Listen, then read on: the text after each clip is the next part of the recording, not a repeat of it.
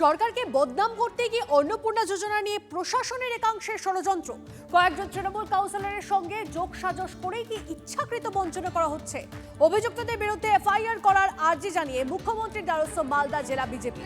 Report পাঠানো হচ্ছে শুভেন্দু অধিকারীকে। কথা বলবো আমাদের প্রতিনিধি সুব্রতোষ আমাদের সঙ্গে রয়েছে। সুব্রতোষ, কি অভিযোগ সামনে আসছে?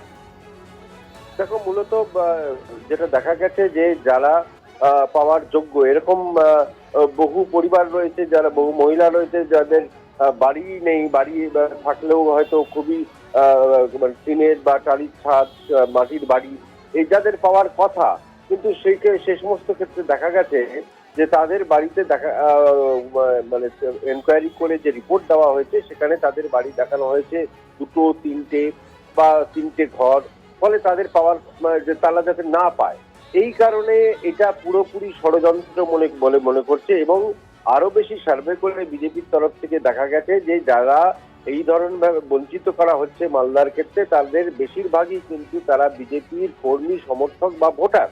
তো ফলে খুব স্বাভাবিকভাবেই এই বিষয়টা নিয়ে ক্ষুব্ধ বিজেপি এবং জেলা প্রশাসনের একাংশ, এবং যারা আধিকারিক রয়েছেন এবং যারা ওতপ্রোতভাবে এই অন্নপূর্ণার সঙ্গে যোজনার সঙ্গে যুক্ত যে সমস্ত কর্মী, পুরসভা, পঞ্চায়েতের ক্ষেত্রে বা ব্লক অফিসের ক্ষেত্রে, তাদের বিরুদ্ধে এফআইআর করার সিদ্ধান্ত নিয়েছে বিজেপি। এবং ইতিমধ্যেই হরিশ্চন্দ্রপুর থেকে প্রায় 6 জনের নামে, এরকম 6 জনের নামে, কর্মীর নামে ইতিমধ্যেই কিন্তু রিপোর্ট পাঠানো হয়েছে। শুধু হরিশ্চন্দ্রপুর নয়, মালদা জেলা ইংরেজবাজার পুরসভার ক্ষেত্রেও কয়েকজনের নামে, কয়েকজন কর্মীর নামে এবং কয়েকজন কাউন্সিলরের নামে এফআইআর করার প্রস্তুতি নিচ্ছে বিজেপি। ইতিমধ্যে বিষয়টা মুখ্যমন্ত্রী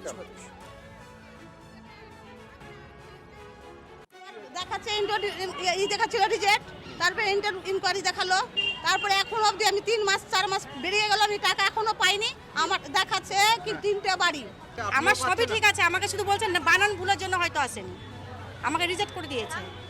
3টা রুম আছে, ওই জন্য বললো যে হবে না। আপনাকে 3টে রুম দেখিয়ে দিয়েছে? হ্যাঁ, দেখিয়ে দিয়েছে। 3টে রুম আছে না, 2টা রুম আছে, সরকার দিয়েছে। টালির বাড়ি আমাদের, ওরা যেয়ে দেখে এসছে, আবার আমাকে বললো যে এটাই আপনার বাড়ি। আমি হ্যাঁ, আপনি পাড়াতে জিজ্ঞাসা করেছে, দেখেছে, এখান থেকে গেছিল লোক। তাও আপনার বাড়ি দেখিয়ে দিয়েছে? হ্যাঁ, টালির বাড়ি না, বাড়ি দেখায়নি, আমার টাকায় ঢুকেনি। এটা সম্পূর্ণ তৃণমূলের কাউন্সিলররা পরিকল্পিতভাবে করেছে। কারণ যারা ভেরিফিকেশনে গেছে তারা তৃণমূল কংগ্রেসের কাউন্সিলরদের সুপারিশে 2000 টাকা 1900 টাকা বেতনে কাজ পেয়েছে।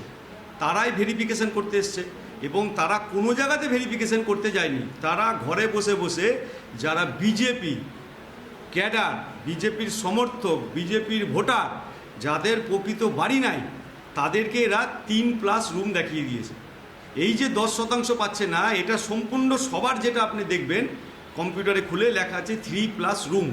এই 3+ রুমটা পরিকল্পিতভাবে তারা করেছে এই জন্য যে এই সমস্ত লোকরা যদি না পায় তাহলে তারা একটা বিশৃঙ্খলা সৃষ্টি করবে, বলবে যে বিজেপি করেছি কেন পাচ্ছি না, বিজেপিকে ভোট দিয়েছি কেন পাচ্ছি না, আমরা বিজেপির সমর্থক কেন পাচ্ছি না। তৃণমূলের কেউ কিন্তু এটা বলছে না। না না, এগুলো সব মিথ্যা কথা বলছে বা এগুলো জানে না, মিস ইনফরমেশন হয়েছে। আপনি আমাদের ম্যাডাম আছে, ইউ ম্যাডাম, ওনার সাথে কথা বলে আপনার নামটা উঠে এসেছে এবং যাদের বিরুদ্ধে, তাদেরকে বিরুদ্ধে রীতিমতো এফআইআর করার মতো প্রশ্ন হচ্ছে এবং ইতিমধ্যে সেই রিপোর্ট পাঠানো হয়েছে, তার মধ্যে আপনি একজন।